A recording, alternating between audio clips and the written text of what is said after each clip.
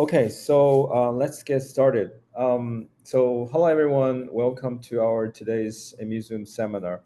Again, as usual, I want to thank everyone to join us during the weekend and then also participate to our seminar series, um, either on Saturday or Sunday.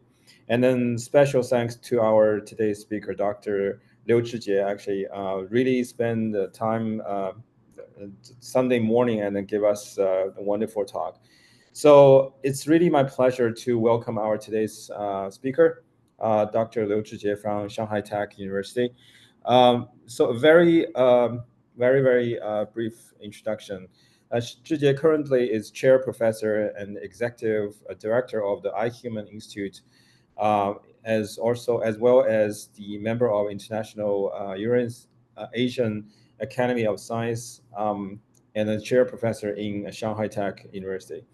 Zhijie actually completed his undergraduate study in physics in Tianjin Normal University, and then continue with the master training in condensed matter physics in Tianjin Normal University. After that, he decided to pursue his PhD training in biophysics get his PhD degree from Institution of Biophysics, Chinese Academy of Science. So after that, he did a very brief postdoc in University of Pittsburgh, and then follow with training in Department of as a postdoc in Department of Biochemistry and Molecular Biology in University of Georgia. So after he finished his postdoc, and then he stayed in University of Georgia all the way up to associate research as a scientist. And then from 2005, he decided to move back to China, start his independent research program in Institute of Biophysics, Chinese Academy of Science. Now, from 2013, he moved his lab from Institute of Biophysics to Shanghai Tech University as a full professor, also executive director as iHuman Institute in the Shanghai Tech University. I think a lot of us probably already learned Zhijie's work from really remarkable biochemistry and then structural biology. His lab is mainly interested in structural and functional of human cell signaling, and also try to develop new method and new technology in structural biology, including the drug design.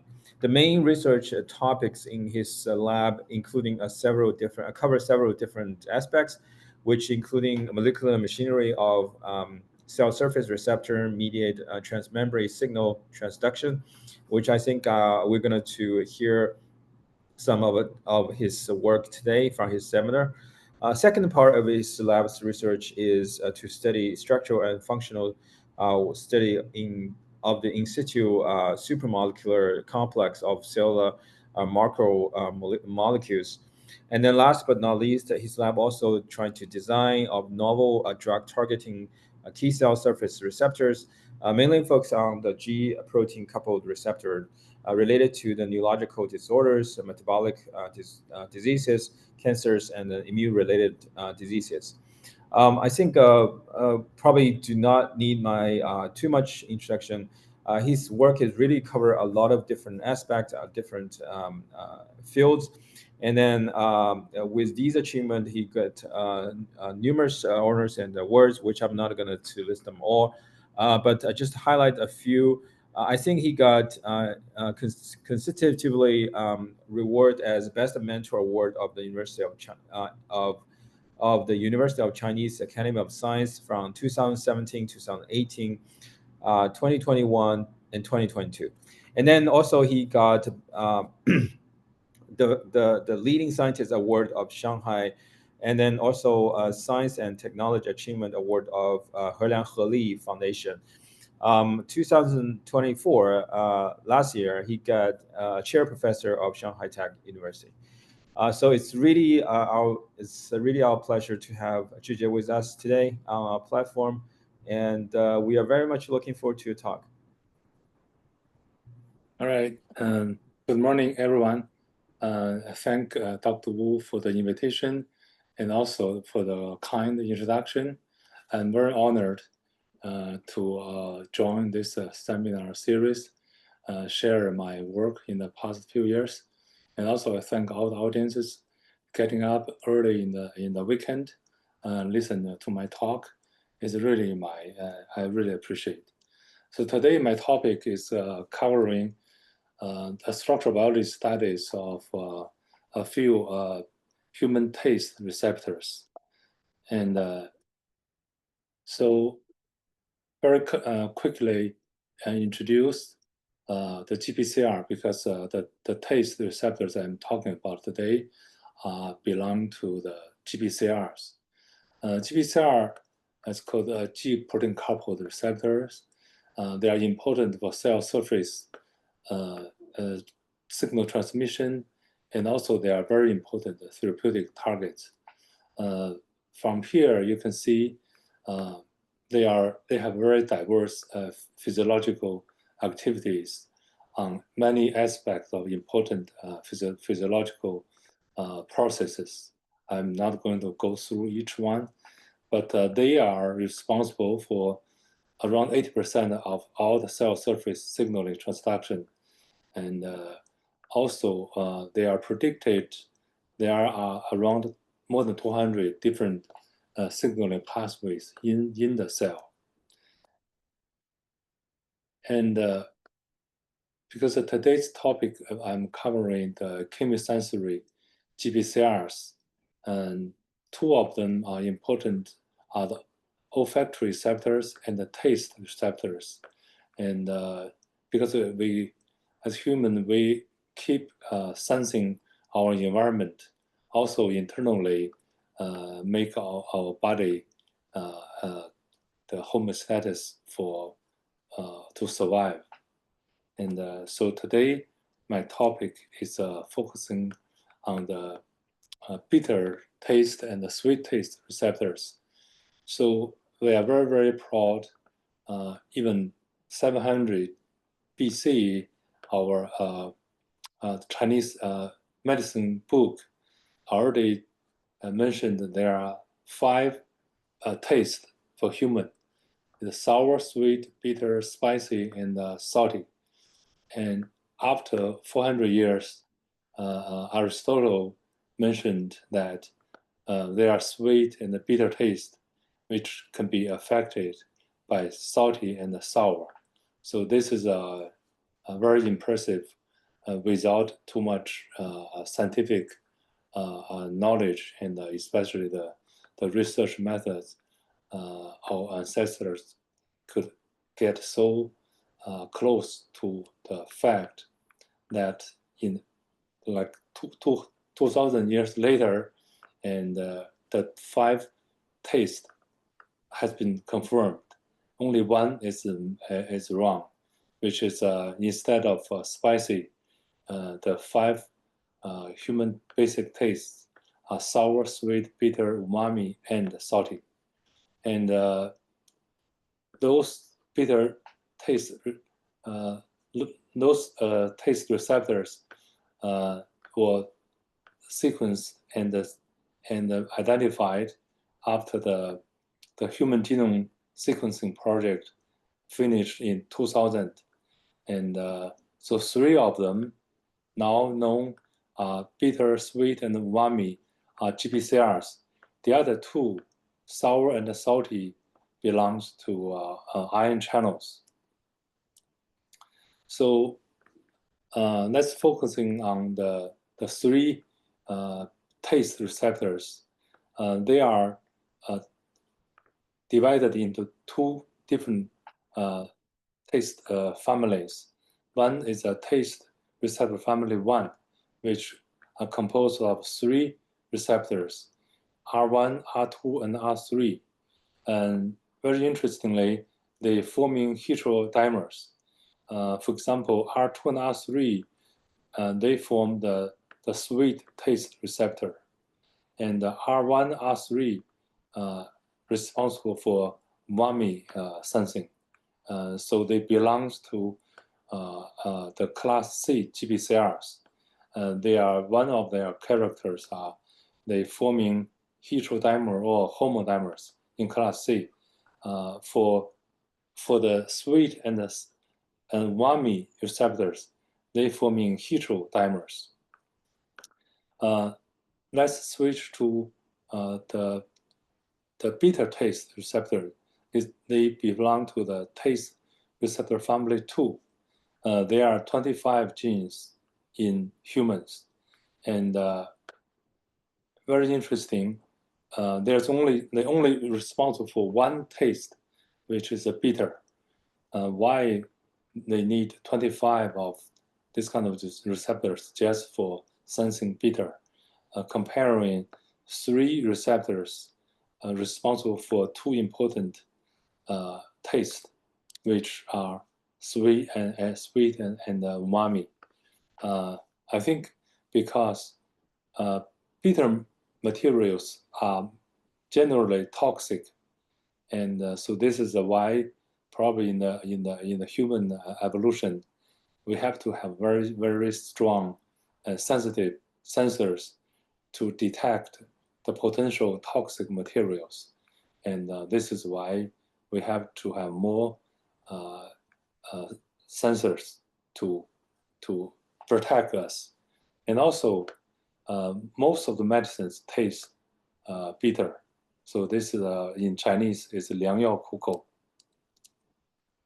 So for the taste sensing, we on our tongue we have a taste bud. Actually, when you look at the mirror of your tongue, you can see the taste bud from the surface of the tongue, and which is a taste bud. In the taste bud, there's a taste pore, which basically when you eat something, drink something, the taste material molecules will fall into this taste pore, and they will can stimulate, activate the receptors on the different taste cells on the surface. And I've looked here. Here is the bitter taste receptors, taste towards, and here are the sweet taste receptor composed of R2 and R3.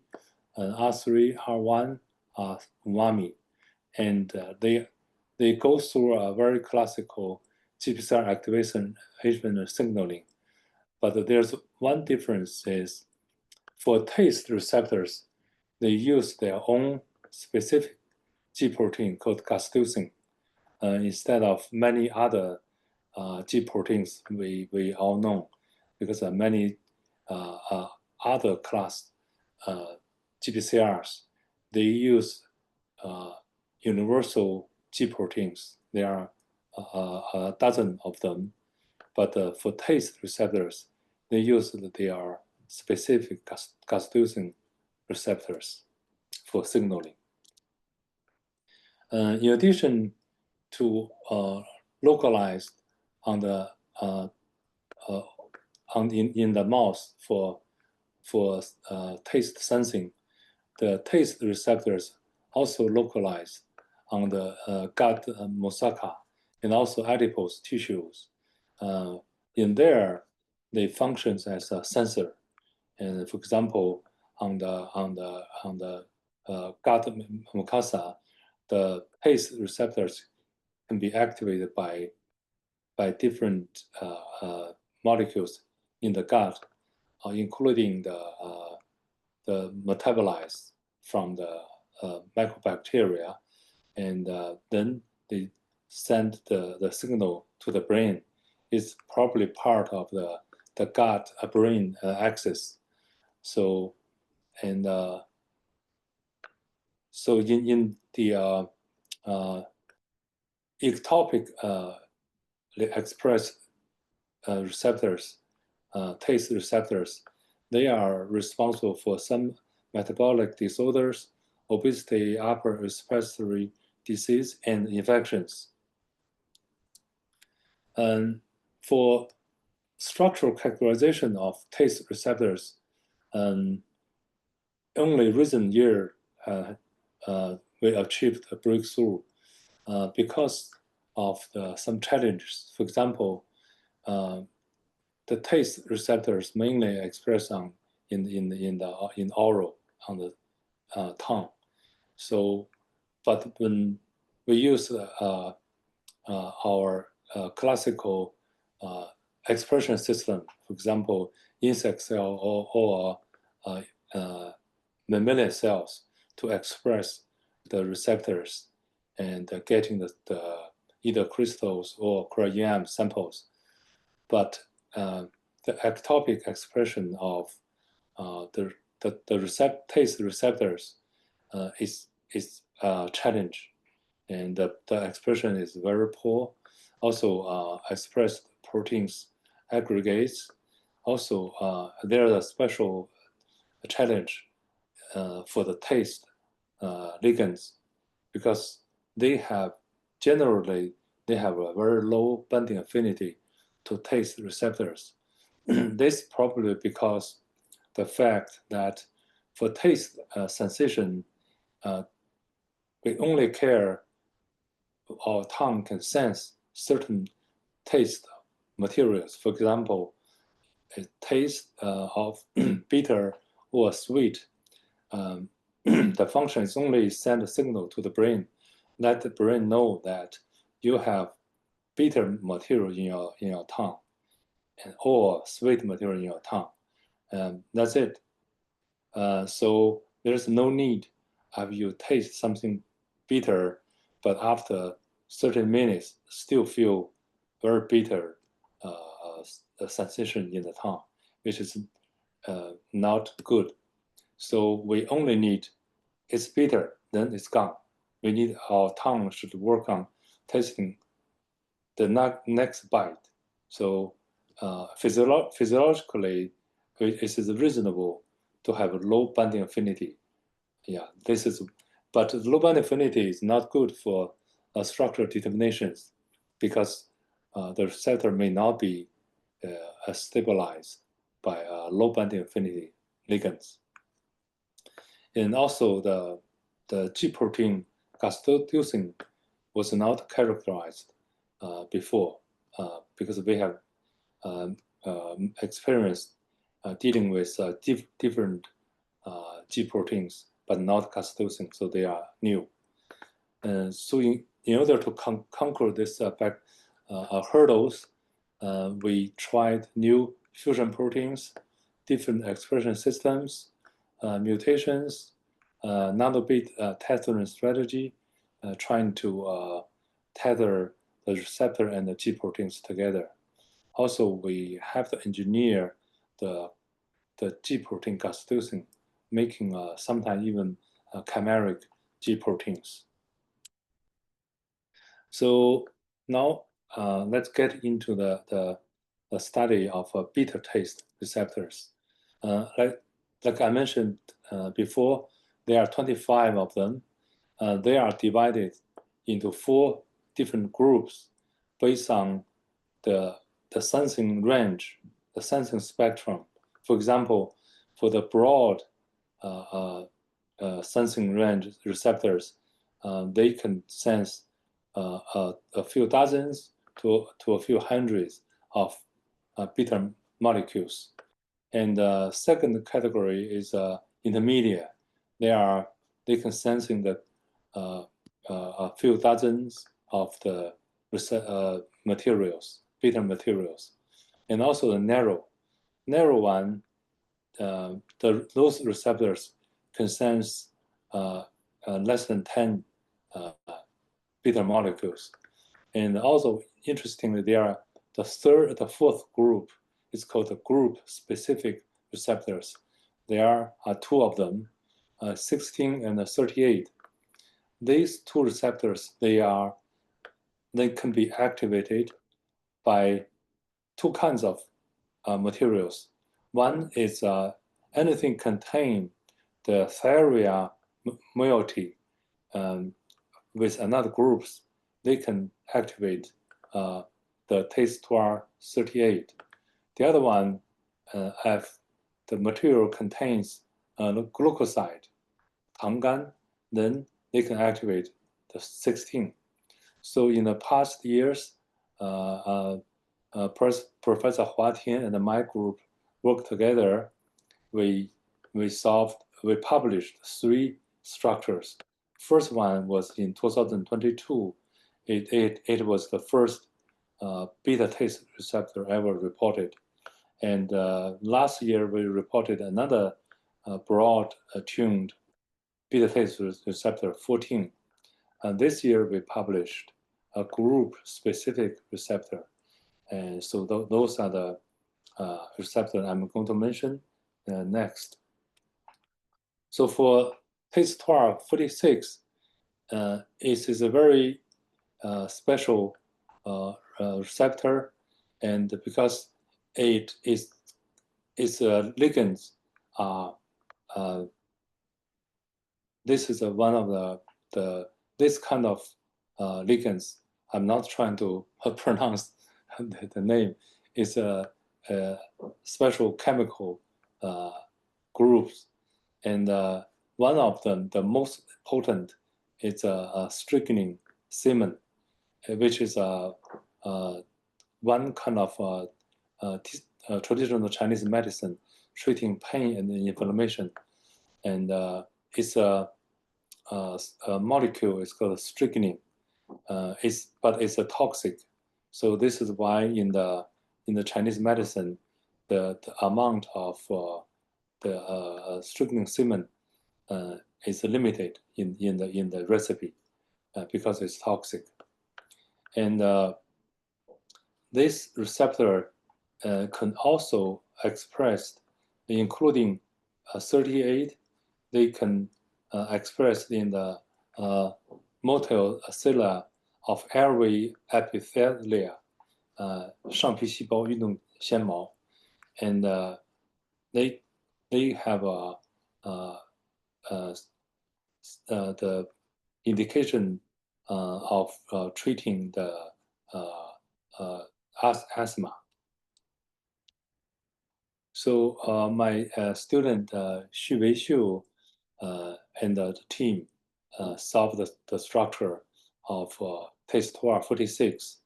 But in one data collection, after we classified the single particles, we found that there are 2 groups, and which led 2 structures.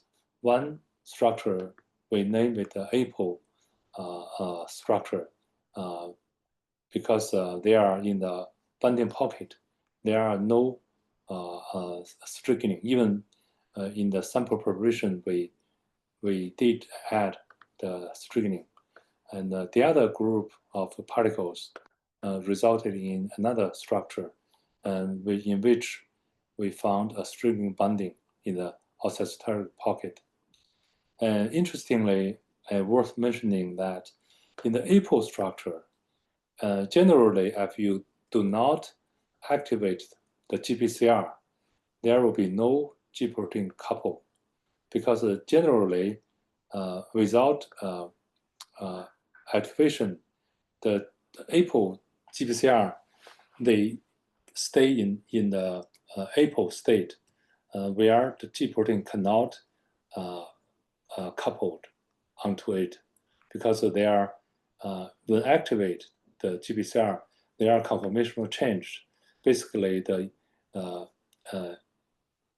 intracellular region will open, then the G protein mount. But in this APO structure, we found without strychnine, the G protein already coupled, so we call it pre-coupled. But we still not sure of strychnine, because in the solution, there indeed strychnine exists. So we resolve structure, remaking the sample without adding any strychnine, resolve this structure, and we got the APO structure again. This structure with the mixed strychnine structure, APO structure from that batch of sample, they are identical. So we verified that without strychnine, this receptor is pre-coupled. So this is an interesting information I'm going to mention. Go back to here later. So when we inspect the solved structure, we found the strychnine bound at the allosteric binding pocket. From the top view, we can see there's a glutamic acid forming hydrogen bonds, and also other residues have interaction, including the tryptophan 88 from the bottom, forming pi-pi interaction. And interestingly, there are not too much interactions I've compared with other GPCR ligand complex. This probably partly explains the low binding affinity. And then we made a mutation on the interaction residues.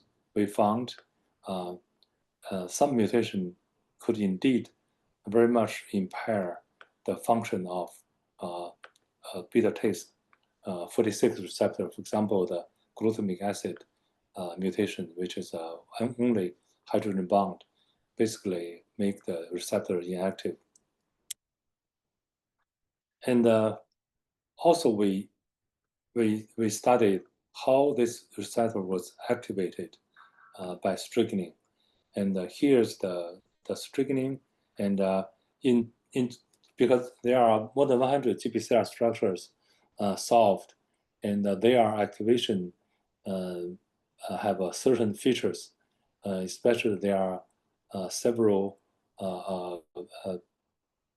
motifs responsible for the activation. We basically can divide them into 3 layers. For example, this is a ligand binding layer, this is the activation layer, and this is the signaling transduction layer. And here showing we call the toggle switch. When there's a ligand bond, and it will trigger conformational change, including the toggle switch. This is basically initiate the activation and the signal transduction. Like I mentioned, there are known motifs responsible for GPCR activation, but from the sequence alignment, we generally should be able to identify those motifs, but not for beta taste receptors, because beta taste receptor, their sequence identity is very low compared with other GPCRs. So we could not identify those motifs. For example, NPXSY motif are very classical motif for GPCR activation and signal transduction, but we could not identify that his analog in beta taste receptor 46.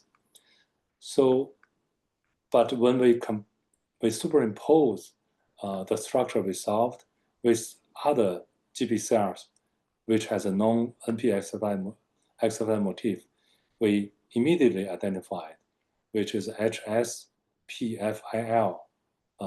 They superimpose very well. And after we made the mutation, they are indeed the key residues for taste 46 activation. So this is the story for 46. Now let's switch to another also very interesting beta taste receptor 14. This receptor could even accommodate even more beta materials. For example, around 10% of known pharmaceutical drugs can activate 14. So which is a very promiscuous member of the beta taste receptors. And also this receptor was reported maybe interact with the beta-2AR, another very important class A GPCRs, which is also treating asthma. And there's a report that this receptor could be a drug target for treating called Prader-Willi syndrome, which is a children's obesity disease. Also from another plant, actually tea, Kuding tea, and has a picrobutin A molecule can activate TSR14 and can treating the asthma. So so here is the diagram showing the taste signaling, and also there's a actual oral function. And so since 14 can accommodate many different beta molecules, so we collected different beta molecules for 14. They are reported to be able to activate TSR14, including even marketed drugs. And so eventually we solved the structure after very, very tedious trying and optimization. Eventually we solved the structures with 3 different beta molecules. They are all strong agonists of 14. And the students, Hu Xiaolong and Ao Weizhen, are the students of Hua Tian and myself. And Gao Mingxin is a graduate student of Sun Jinpeng at Shandong University. So this is a collaboration between different institutions. And very interestingly, we found this receptor, when we solve the structure at the oscillatory pocket, there is a cholesterol instead of the known agonist. They are supposed to bind in the oscillatory pocket, but after we are very, very careful inspection and verification, it is cholesterol who are occupying the oscillatory pocket. It is very rare. And the agonists are binding in the actually almost intracellular region of the receptor, pocket 2 and pocket 3. This is also the first time like the agonist can bind in the 2 pockets and also not in the oscillatory pocket. And so here showing the location of the 3 pockets. So you can see this pocket is even intact with the G protein. So for the pocket 3. And also in the oscillatory pocket, we also found the tryptophan intact in the same position, forming peptide interactions with cholesterol. And here's the pocket 2, 3. They have very intense interactions with the surrounding residues, including hydrogen bonds. So cholesterol bind in a typical oscillatory binding pocket, pocket 1. This is very rare. And AA is this molecule. This molecule can bind pocket 2 and 3, and also it's dose dependent. If we give a lower dose, they only can bind pocket 2. If we increase the dose, it start to bind into pocket 3. This is what we discovered. Also, with the binding increase the dose, the TM6 become from this area become from disordered to ordered, indicating is the TM6 modulating the ligand binding. This is also never reported before. And here is showing the TM6 very flexible. And we use the MD simulation backwards repeated this process. You can see this TM6 from ordered to disordered. So backwards simulation. So this is the end of the story of TASTER 14. The 16 is, like I mentioned, is a group-specific receptor, can only activated by the certain molecule which contains the sugar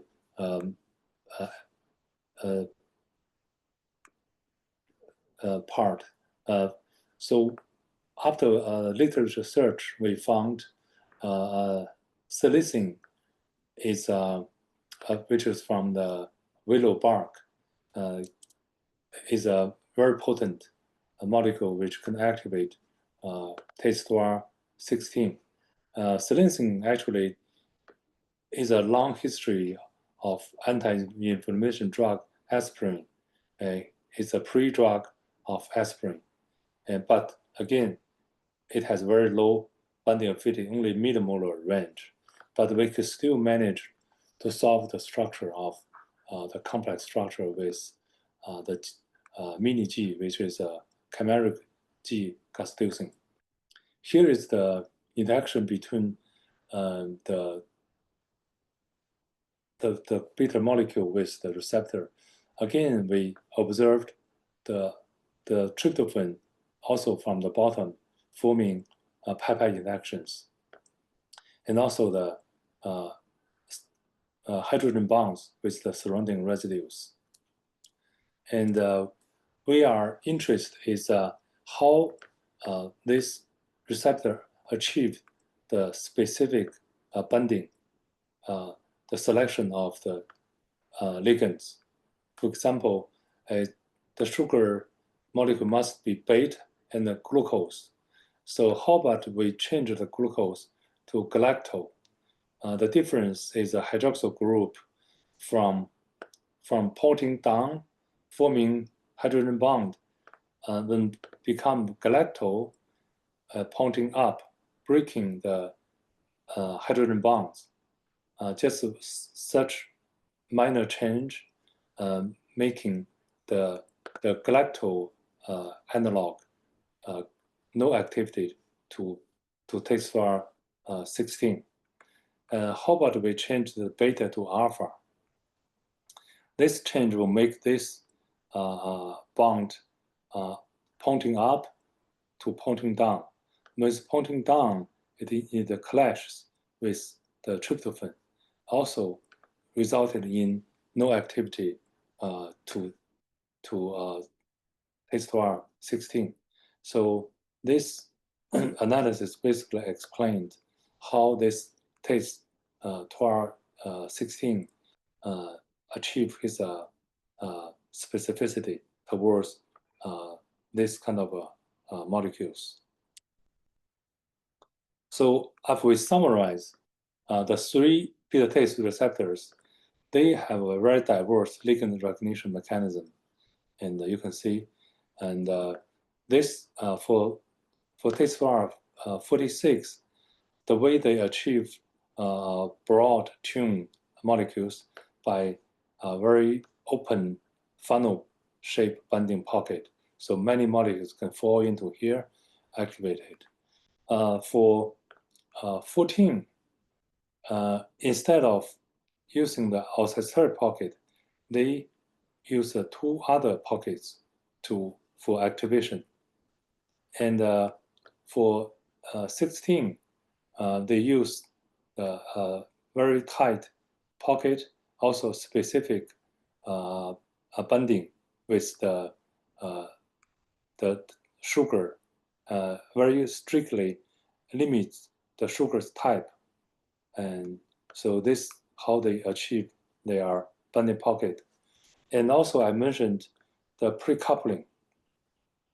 Why these beta molecules, they have a pre-coupling feature. And our speculation is that the beta molecule mostly are toxic. So when the human sense the bitter taste, they have to send a signal as soon as possible to the brain, telling the brain that you have something potentially toxic in your tongue. And do you want to swallow it or spit out? You have to make decision. So in order to make the quick signaling, so we have to minimize the mechanical movements. For generally, you have a agonist binding, then induce conformational change of the receptor, then G protein couple. That takes too much time. Instead, we have the G protein already waiting there. You activate, then the signal transmit to the G protein, then G protein can initiate the other physiological functions, in this case, which is signaling to the brain. So this is why we think the pro-coupling is a evolved advantage for beta taste receptors. Okay, the last section of today's talk is let's talk about the sweet taste receptors. And like I mentioned, sweet taste receptor belongs to class C receptors. They have two receptors linking, bonding together. In this case, is R2 and R3. And so we do not know. We solved many class C receptors, but for sweet taste receptors, we do not know their architecture, how they look like, how the sweet taste receptor was recognized, because the sweet could be molecules and also sweet proteins, how they could activate sweet receptors. Also, the activation mechanism is unknown. Actually, human likes sweets. Most of human like sweets, and but the sweet material like the sugar, they make people diabetes and gain weight, also related disease. So so there's an industry trying to find a substitute sugars. So now there's already 5 generations of the fake sugars or sugar substitutes. But the problem is almost all of them, they have side effects. For example, carcinomas and impairment of cognition, and influence the gut, the mycobacteria. So we need to find or design better substitutes for sugar. And so this is one of the reasons. After we can solve the structure, we know the activation mechanism. So 3 of Huatian and my students work together and solved the sweet taste receptors. I'm trying to make the long story short because of the time. So we solved 2 structures. One is the apple without sugar here, and also sucrose bond, which is the 5th generation sugar substitute. And so here is the sucrose bonding site, and so we divided the class C receptor into three domains: VFTD domain, CRD domain, and the 7TM domain. And we can see clearly the structure are not symmetrical. They bend into one direction, which is different from most of the class C GPCRs. For example, this is the sweet taste receptors. They are asymmetrical, but you can have a look at the mGlu5 and the GABA receptors. They are symmetrical. And also, in addition to this architectural difference, also during their activation, because we have an apo structure, so we know from the apo to active-like state, we can see we look at the 7TM from the top, we can see the rotation is very minor, only a few degrees rotation of these two receptors. But if you look at the mGlu5 from the apo to activate structure, they have a very large rearrangement of 7TM. And here is a GABA, same symmetrical, but also huge rearrangement of during the activation. So here is the activation of from apo to active state of sweet taste receptor. Here's a CRD. They from apo to activate to they band. And here, let me show mGlu5. When they receive the agonist, how they undergo conformational change.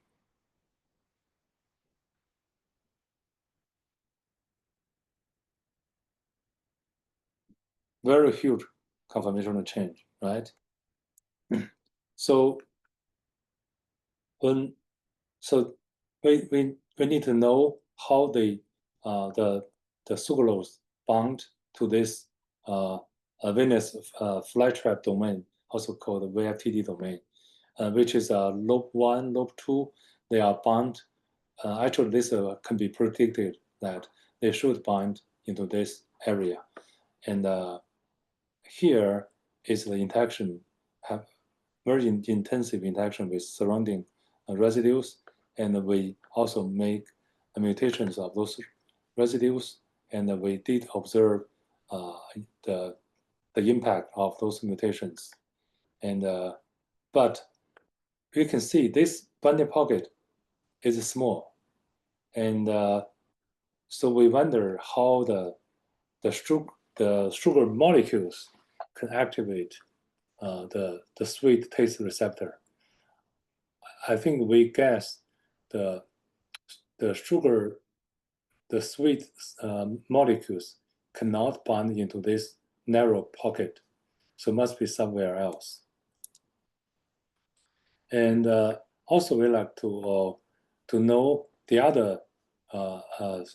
This is another very potent Newton sugar substitute, and they did exert very strong activation. Actually, in order to solve this structure and characterize the different sugar molecules, we developed our own assay to make it very sensitive to detect the mutations, also different sugar molecules. And here is the real sugar, sucralose, taste the best, but has a very high energy. And also we dock them into the structure and obtained, they are binding in the same pocket, but they have a different kind of interactions, basically explained why they have a different potencies or taste, strengths of sweetness to the body. In terms of activation, we observed this is not happened in the other class C GPCRs, that the TS1R3, which is a partner of R2, they form a homodimer, but the sweet molecule only binds to R2, not to R3. But R3, they contribute to the activation from our analysis, because this loop is from R3 receptor, is insert into the between the channel formed by the VFTD from both receptors. And during activation, we observed it's squeezed by the conformation change and help the signal transmit from the VFTD of R3, R2 to CRD domain, then to 70M. Here is showing the movie. So this is binding, and also the through the disulfide bond, the conformational change from VFTD into this CRD. We can look at it again. Yeah. So this is our proposal for activation. And during our paper were under review at Nature, and the other group from the University of Columbia published the same receptor, sweet receptor at cell, and in May, and our paper published in June.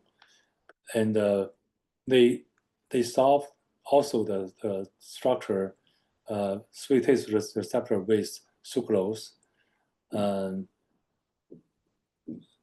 but neither group solved the structure with the G protein constitution.